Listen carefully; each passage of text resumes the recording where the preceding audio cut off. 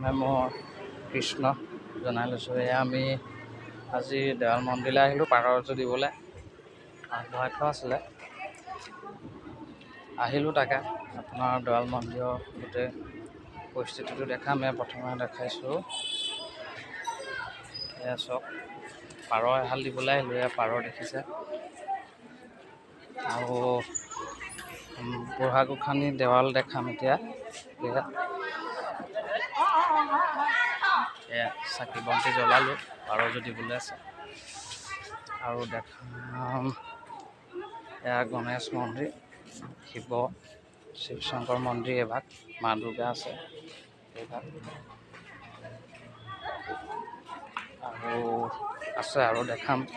এইফালে যাওঁ হা।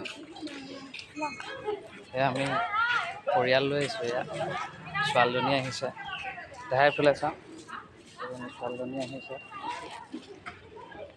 তাৰপৰা শিৱ পাৰ্বতী মন্দিৰ, শিৱ শংকৰ মন্দিৰ, শিৱ শংকৰ মন্দিৰ দেখালোঁ। আৰু দেখাবলৈ আছে এয়া আপোনাৰ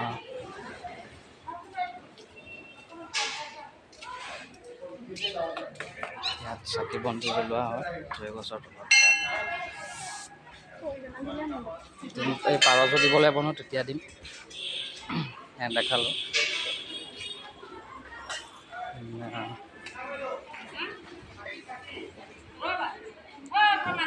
ভগৱানৰ স্থান দেখালোঁ,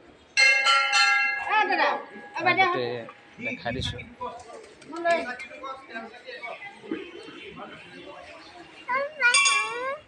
চাবা নেকি এই ছোৱালীজনী? এয়া দেৱাল মন্দিৰৰ ভগৱানৰ স্থান।